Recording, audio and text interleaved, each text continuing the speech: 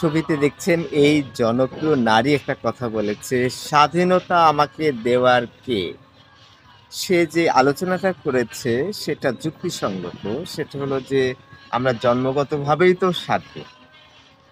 কিন্তু একজন স্বামী যখন স্বাধীনতা দিচ্ছে, এটা করতে দিলাম, ওইটা করতে দিলাম, তখন সে আপত্তি করছে, "আরে আমি তো নিজের ইচ্ছাতেই করব। আমার যা খুশি সেটাই করব।" আমি স্ত্রী হিসাবে আমাকে স্বাধীনতা দেওয়ার দরকার পড়ে না। কারণ আমি তো স্বাধীনই। আমাকে কেন স্বাধীনতা দেওয়া হবে না? তুমি বাবার বাড়ি যাবে, আচ্ছা যাও। তুমি এটা করবে, আচ্ছা করো। আচ্ছা এটা করো। আমি তো তোমাকে বাধা দিইনি, আমি তোমাকে স্বাধীনতা দিই। সে আপত্তি করছে যে বাধা দেওয়ার তো সুযোগই নাই। তাহলে কেন বাধা দিই? এটা তো আমাদেরই অধিকার, জন্মগত অধিকার। তাহলে এখানে দেখেন একটা বিষয় সেটা হলো যে যে স্বামীর স্বাধীনতা দেয়, সে স্বামীর প্রতি আকর্ষণ সেই স্ত্রীর কমে যায়। যেটা চাই সেটাই দেয়। তখন স্বামীর প্রতি আকর্ষণ কমে যায়। আসলে বাড়ার কথা ছিল। ওই যে বলে না মেক হেস্ট লেস স্পিড। যত তাড়াহুড়া করবে তত দেরি। তার মানে যত বাধা দিবে স্ত্রীর মন খারাপ হওয়ার কথা, ভালোবাসা কমে যাওয়ার কথা তার স্বামীর প্রতি। কিন্তু উল্টাটা হয়। কারণ নারীদের একটা সহজাত প্রবৃত্তি, তারা সিকিউরিটি পছন্দ করে। তারা এমন একটা স্বামী চায় যে তাকে সিকিউরিটি, আবার এমন একটা স্বামী চায় যে তাকে শাসন করে খারাপ পথ থেকে সরিয়ে আনবে। যেমন ধরেন সবসময় আইসক্রিম যদি থাকে, তাহলে আপনার খেতে ইচ্ছা করবে। তার মানে আইসক্রিমটা সরিয়ে রাখবে। তাহলে আমার খেতে ইচ্ছা করলেও যাতে আমি আইসক্রিমটা খেতে না পাই। তার মানে আমার শরীরটা ভালো হলো। একটা স্বামী যখন শাসন করছে তখন স্ত্রী খারাপ কাজগুলো কমিয়ে দিচ্ছে। তার মানে নিজেকে কন্ট্রোল করতে পারছে। কিন্তু যখনই প্রেমিকাকে স্বাধীনতা দিচ্ছে, তখন ওই প্রেমিকা ভাবছে যে, "হায়, হায়! এই ছেলে তো আমাকে দেখে রাখতে পারবে না। আমাকে তো বিপদ থেকে বাঁচাতে পারবে না। আমি খারাপ পথে গেলেও সে বাধা দিবে না।"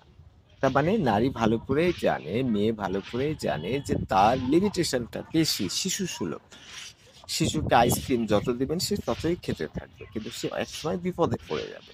কিন্তু যে মেয়ে তার এই জ্ঞান অন্তত হয়েছে যে আমাকে সবসময় আইসক্রিম খাওয়ালে আমি আবার বিপদে পড়ে যাব।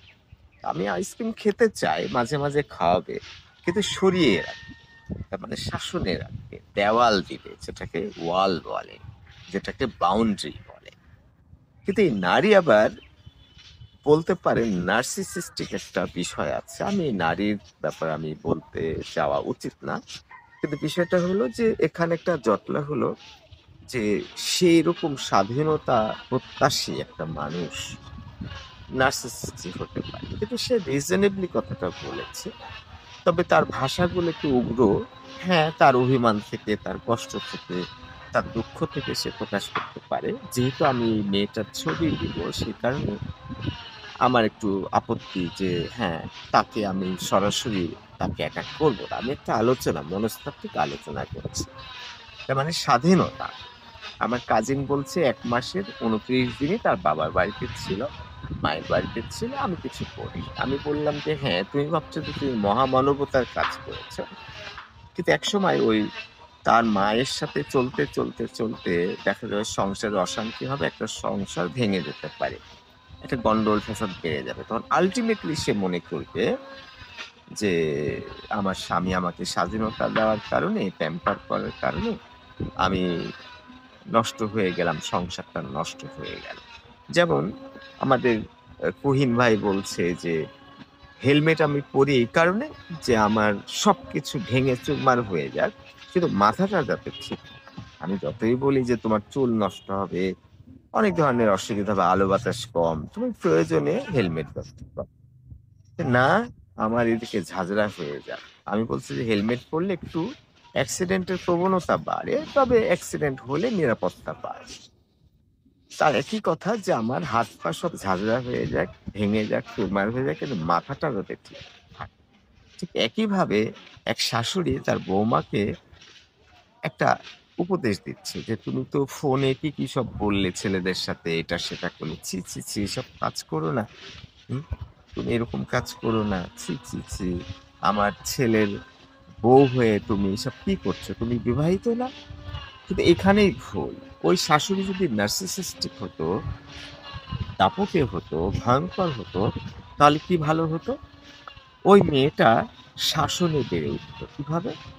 এই, "এই তো তোর বউ এই দেখ কোন ছেলের সাথে গল্প করছে। আজকেই ডিভোর্স দিতে হবে।" এরকম যদি চোটপাট নিত, নোংরা আচরণ করত, নার্সিসিস্টিক ভিউ তুলে ধরত, তাহলে ওই বউটা সাবধান হয়ে যেত। সে আর এই কাজে যেত না। তখন হতো কি? এখন যে সংসার তাদের ভেঙে গেছে সেটা হতো না। তার মানে হলো যে সংসারের শাশুড়ি আমাকে অত্যাচার করে, আমার স্বামী তুমি আমাকে অত্যাচার করো, আমাকে শাসন করো, আমাকে এমনভাবে রাখো যাতে তুমি টলারেট করতে পারো। আর তুমি যখন আমাকে একেবারে স্বাধীনতা দিলে, ছেড়ে দিলে, তখন আমি অকাম করতে, খারাপ জিনিস করতে এমন একটা জায়গায় যাবে যে তুমি আমাকে ডিভোর্স দিয়ে দিবে। আমি তো আসলে ডিভোর্স চাচ্ছি না। একইভাবে আমি বলে নিই যে, "তুমি তো আমার আন্ডারে থিসিস করছো, নর্দার্ন ইউনিভার্সিটির কথাই যদি বলি। তোমাকে আমি বলছি যে তুমি স্বাধীনতা পাবে। তোমার যেটা খুশি সেটাই করতে পারবে। কিন্তু সতর্ক করে দিচ্ছি, সেটা হলো তুমি যে নাম্বারটা পাবে সেটায় ফেল করতে পারো, ডি পেতে পারো, সি পেতে পারো, এ প্লাস পেতে পারো। তুমি এটা কিন্তু বলতে পারবা না। কিন্তু আমি তোমাকে রুষ্ট হব না। তুমি না আসলে আমি জোর-জবরদস্তি করব না। কিন্তু অন্য টিচাররা করবে কি? তোমাকে অত্যাচার করবে। ১ দিন ১০ বার পড়ায় নিবে। অনেক খরচ করাবে। এই আসলা না কেন? এই করলা না, এই করলা না। এরকমভাবে অত্যাচার করতে যখন রেজাল্ট হবে তোমাকে কিন্তু ভালো গ্রেড দিবে। তো এই বউটা কিন্তু ওইটাই চায় যে আমাকে শাসন করুক, অত্যাচার করুক, কষ্ট দিক, আমাকে ছেড়ে না যাক। অত্যাচার সে পছন্দ করে না। কিন্তু সে অন্তত চায় যে একটু শাসন যদি করে তাহলে আমার যদি লাগাম থাকে, সে লাগাম অনুযায়ী আমি অনেকটা সাবধানে চলবো এবং ইনটলারেবল হবে না। তার মানে হলো যে স্বাধীনতার একটা মাত্রা আছে। সেই মাত্রাটা ওভারকাম করে গেলে সেই ব্যক্তির জন্যও ভালো হয় না। একটা শিশু তাকে কিন্তু পুরা স্বাধীনতা দেওয়া হয় না। কারণ সে রাইট রং বোঝে না। একটা নারী তার বাবার সান্নিধ্যে যদি থাকে, শাসনে থাকে, বাউন্ডারির ভিতরে থাকে, তাহলে মেয়েটাও বুঝে যেটাই ভালো। কারণ আমি এই বিপদ থেকে নিজেকে রক্ষা করব বা আমার বিপদটা আমার বাবা রক্ষা করছে। তারপর স্বামীর ঘরে বা বয়ফ্রেন্ডকে যখন পেল, সেও তখন পরীক্ষা করবে যে ছেলেটা কি আমাকে দেখে রাখতে পারবে? আমি উল্টাপাল্টা বিপথে গেলে, অন্য ধরনের কিছু করলে সে কি ওখান থেকে আমাকে ফিরিয়ে আনতে পারবে? যদি না পারে তার মানে হলো একজন যখন আপনার প্রেমিকার উপরে একটু সমস্যা করেছে বা স্ত্রীর উপরে, তখন সে মারমুখী অত্যাচারী হয়ে যাবে। নার্সিসিস্ট যে হাসব্যান্ড, এই নার্সিসিস্ট হাসব্যান্ডকে মেয়েরা পছন্দ করে। কেন? কারণ হলো যে ও চোটপাট নিচ্ছে, অত্যাচার করে। একটা ছোট জিনিস ঘটেছে কিন্তু তার তার সেই ছেলের বিরুদ্ধে সে ভীষণ একটা আগ্রাসিভ একটা মূর্তি নিয়েছে। এটা হলে কি হবে? সে ভাববে যে সে আমাকে প্রোটেকশন দিচ্ছে। স্বাধীনতা যখনই আপনি দিবেন তখন সে ভাববে যে আমাকে প্রোটেকশন দিচ্ছে না।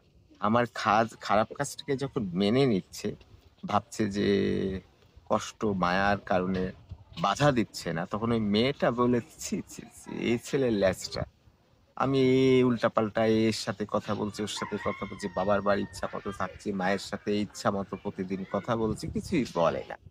১ম একটু ভালো মনেও করতে পারে। বিশেষ করে যারা নার্সিসিস্ট মেয়ে, তারা আবার এটাকে পছন্দ করে। এটা একটা সতর্ক থাকার ব্যাপার।